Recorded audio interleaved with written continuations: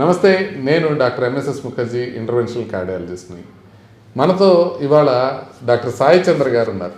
నమస్కారం. సాయి చంద్ర మల్లాది గారు బాగా ఫేమస్ ఆర్థోపెడిషియన్. ఇప్పుడు మనకి యూట్యూబ్లో కానీ ఇన్స్టాగ్రామ్లో కానీ కన్నా ఎక్కువ మంది ఫాలోవర్స్, ఆయన చెప్పే మాటకి చాలా విలువిచ్చిన వాళ్ళు చాలామంది ఉన్నారు. ఇవాళ ఆయనతో మనం ఈ నీ రీప్లేస్మెంట్ గురించి మనం ఇంకొన్ని డీటెయిల్స్ తెలుసుకుందాం. అంటే ఇప్పుడు దాకా మనం అనుకోని డీటెయిల్స్ కొంచెం డిఫరెంట్గా మనం నీ రీప్లేస్మెంట్ గురించి అన్నీ తెలుసుకుందాం. అంటే ఫస్ట్ కామన్గా వచ్చేవి చూద్దాం, ఆ తర్వాత కొద్దిగా రేర్ డౌట్స్ కూడా మనం తీర్చుకుందాం.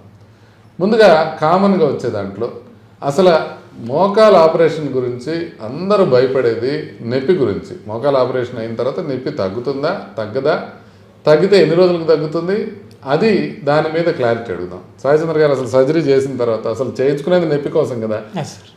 కొంతమంది నా దగ్గరికి వస్తుంటారు, వాకింగ్ చేస్తున్నారంటే లేదండి నేను నీ రీప్లేస్మెంట్ చేయించుకున్నాను అందుకని నడవలేదు అంటుంటారు.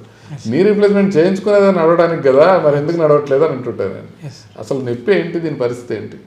నీ రీప్లేస్మెంట్ అయిన తర్వాత ఫస్ట్ 3-4 వీక్స్ పెయిన్స్ ఉంటాయి సార్. ఎందుకంటే మనం స్కిన్, సాఫ్ట్ టిష్యూ, లోపల ఉన్న మీడియల్ పారాపెటల్లార్ అప్రోచ్ అయితే పటెల్లార్ టెండాన్ని లేదా సబ్వాస్టస్ అయినా కూడా ఎంతో కొంత పటెల్లార్ టెండాన్ని కట్ చేస్తాం కాబట్టి 3-4 వీక్స్ కొంచెం పెయిన్స్ ఉంటాయి సార్. బట్ మనం 1-2 వీక్స్ పాటు పెయిన్ కిల్లర్స్ ట్యాబ్లెట్స్ ఇస్తాం. సో ఈ ట్యాబ్లెట్ల వల్ల వాళ్ళకి చాలా వరకు మంచిగా ఉపశమనం ఉంటుంది. బట్ కొంతమందికి ఏంటంటే కండ కూడా కోస్తాం కాబట్టి కొంచెం పెయిన్స్ ఉంటాయి. యూజువల్లీ 4 వీక్స్లో తగ్గుతాయి సార్. మీరు అన్నట్టు చాలామంది భయపడతారు వాకింగ్ చేయడానికి. వాకింగ్ వాళ్ళు హ్యాపీగా కాన్ఫిడెంట్గా చేయొచ్చు సార్. మెట్లు ఎక్కడం దిగడం కూడా చేయొచ్చు. అంటే అరిగిపోతాయి అనుకుంటే మళ్ళీ ఎక్కువ చేస్తే మళ్ళీ అరిగిపోయి మళ్ళీ ఇంకొక కొన్ని ఏళ్లలో మళ్ళీ రీప్లేస్మెంట్ అంటారేమో అని. అంటే యూజువల్లీ సార్ ఇప్పుడు మనం చేసే ఏ కంపెనీ ఇంప్లాంట్ అయినా రఫ్గా 15 years to 20 years పాటు వస్తుంది సార్. కొన్ని కంపెనీస్ 25 years వరకు క్లెయిమ్ చేస్తారు. బట్ రఫ్గా మార్కెట్లో ఉన్న ముఖ్యమైన కంపెనీలన్నీ ఏ నీ రీప్లేస్మెంట్ ఇంప్లాంట్ వాడినా కూడా రఫ్గా 15 to 20 years పాటు అది వస్తుంది సార్. అందుకనే మనం మన ఇండియాలో యావరేజ్ లైఫ్ ఎక్స్పెక్టెన్సీ 74 years కాబట్టి 72 years కాబట్టి రఫ్గా. సో 60 ఏళ్ళ ఏజ్లో కనుక మనం కరెక్ట్గా పేషెంట్కి చేయగలిగితే అది కరెక్ట్గా వాళ్ళ లైఫ్ టైం వరకు ఈ ఇంప్లాంట్ యొక్క మన్నిక అనేది కరెక్ట్గా వస్తుందనే ఆలోచన అనమాట. అందుకని 60 years ఏజ్ గ్రూప్ ఉన్న వాళ్ళకి సజెస్ట్ చేస్తాం సార్.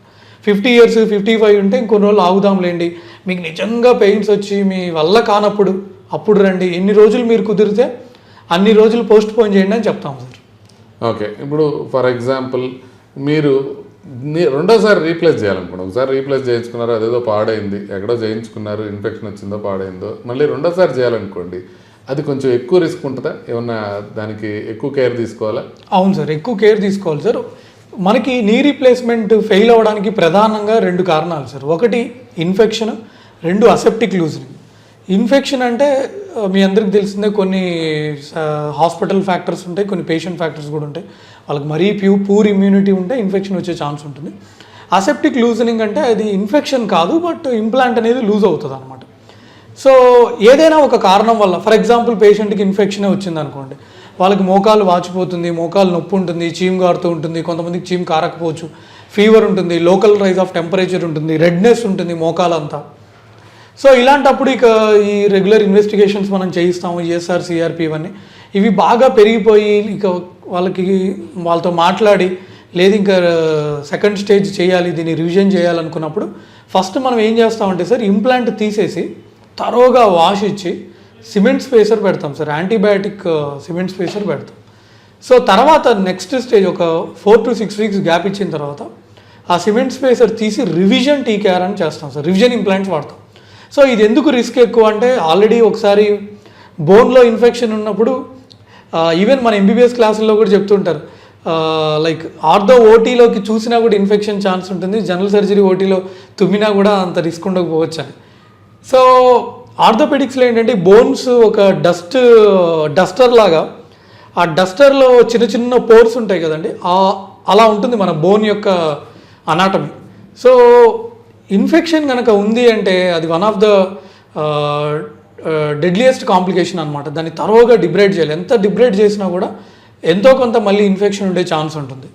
సో నెంబర్ 1 రివిజన్ సర్జరీకి ఉండే రిస్క్స్ ఏంటంటే, నెంబర్ 1 మళ్ళీ ఇన్ఫెక్షన్ అవ్వడం, నెంబర్ 2 స్టిఫ్నెస్. ఎందుకంటే మనం రెండోసారి చేయడం, తర్వాత ఒక్కొక్కసారి మూడోసారి చేయడానికి వచ్చేసరికి మోకాలు స్టిఫ్ అయిపోతూ ఉంటుంది అనమాట, మూమెంట్స్ కూడా తగ్గే అవకాశం ఉంటుంది. దీనికి తోడు ఏంటంటే ఆల్రెడీ వాళ్ళకి 65-70 ఇయర్స్ ఉండొచ్చు, కొంతమందికి హార్ట్ ఇష్యూస్ ఉండొచ్చు. సో ఇలాంటప్పుడు మీకు తెలియదే ఉంది సార్, ఒకదానికొకటి యాడ్ అయిపోయి సో వాళ్ళ రికవరీ అనేది కొంచెం పూర్గా ఉండే ఛాన్స్ ఉంటుంది. మీరు పల్సాట్లో మోర్ దెన్ 1 ఇయర్ సర్జరీస్ చేస్తున్నారు. అవును సార్. సో ఇప్పటికి మీరు ఎన్ని సర్జరీలు చేశారు? వాటిలో ఏమన్నా ఇన్ఫెక్షన్స్ వచ్చినాయా, ఏమన్నా ప్రాబ్లమ్స్ వచ్చినాయా? సార్ మన పల్స్ హాస్పిటల్లో రఫ్గా 100+ నీ రీప్లేస్మెంట్స్ చేశాను సార్.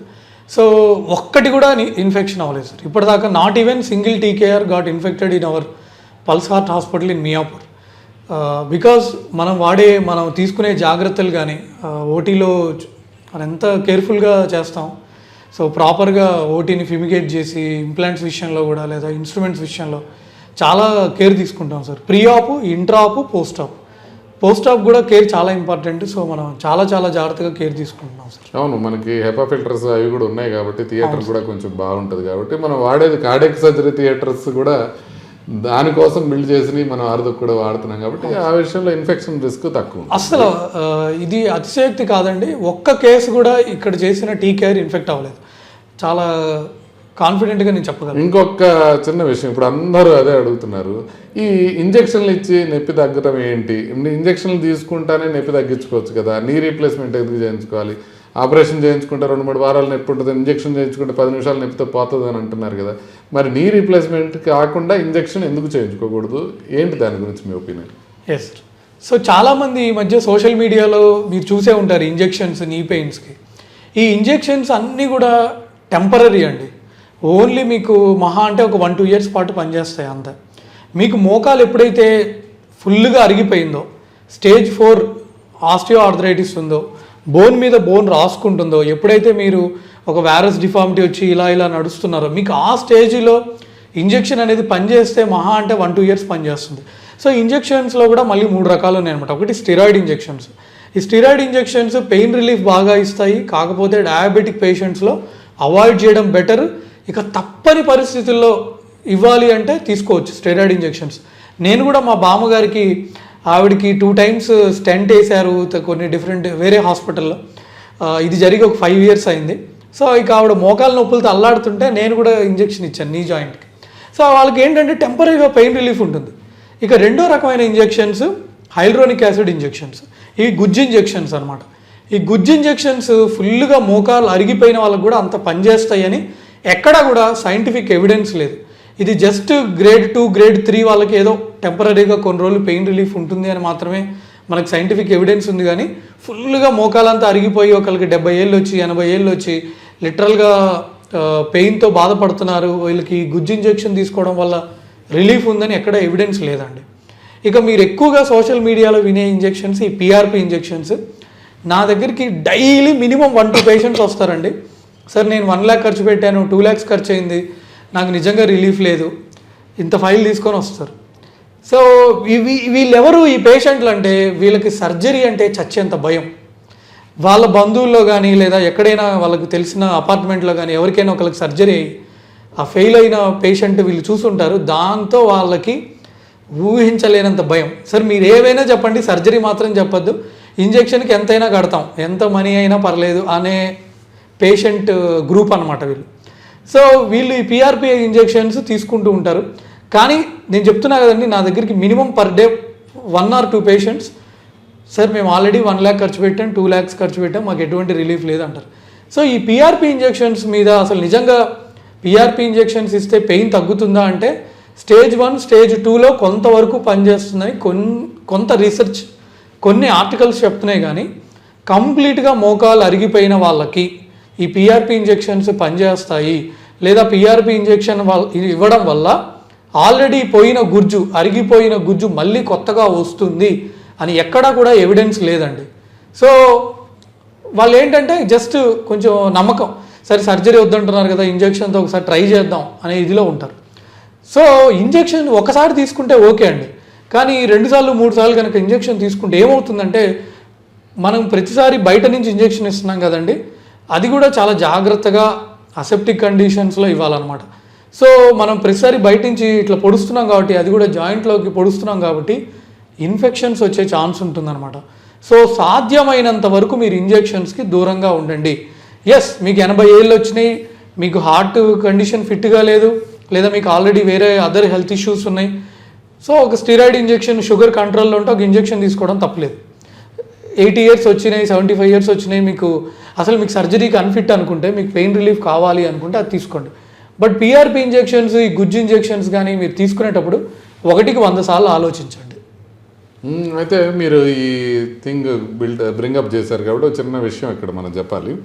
హార్ట్ ప్రాబ్లం ఉన్నా, లేకపోతే హార్ట్ ప్రాబ్లం ఉండి స్టెంట్ వేసుకున్నా, బైపాస్ వేసుకున్నా, మనం సేఫ్గా నీ రీప్లేస్మెంట్ చేసుకోవడానికి కొత్తగా కాంగ్రిలార్ అనే ఇంజెక్షన్ వచ్చింది.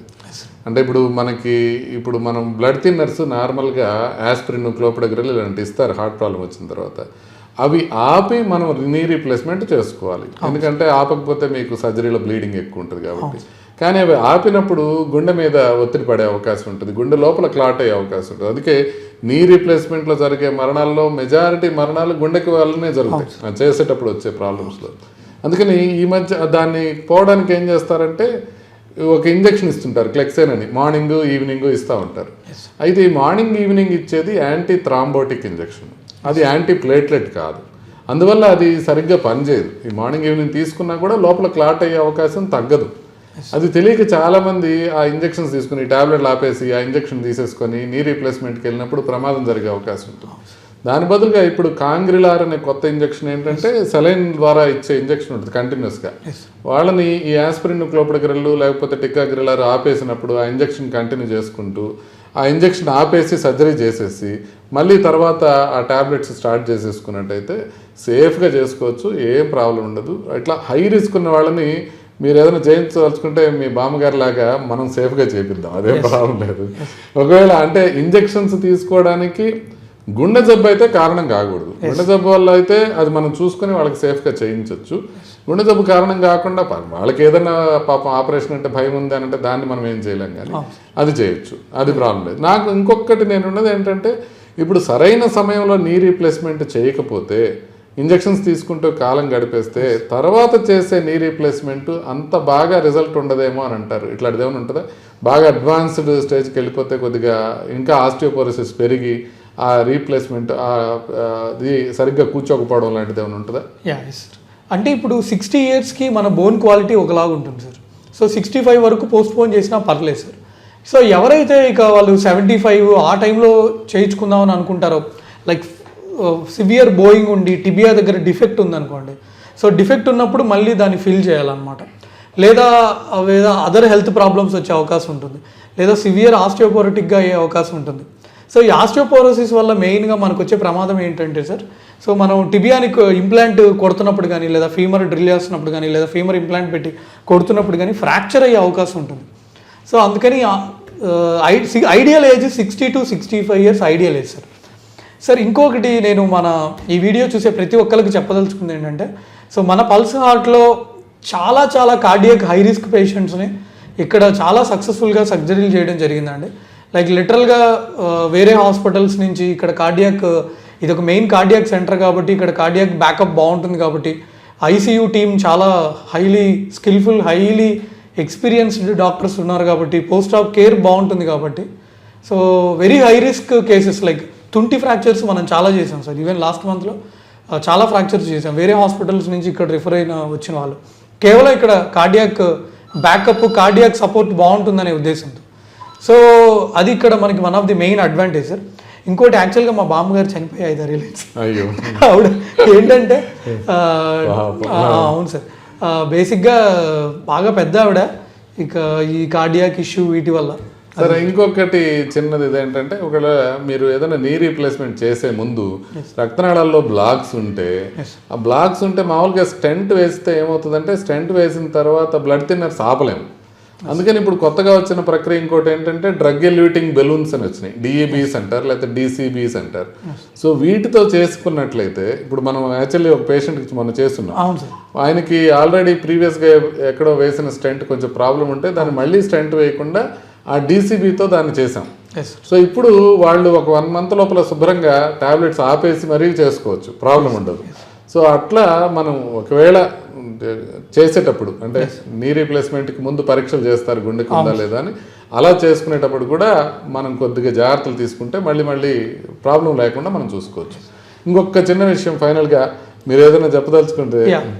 మెయిన్గా ఈ వీడియో చేయడానికి ముఖ్య ఉద్దేశం ఏంటంటేనండి, ఎవరైతే 60 years 65 years వచ్చి నీ రీప్లేస్మెంట్ చేయించుకుందాం అనుకొని మీకు కనుక కార్డియాక్ ఇష్యూ కనుక ఉంది అనుకోండి, మన pulse heart hospital is the best centre అని నేను కాన్ఫిడెంట్గా చెప్పగలను.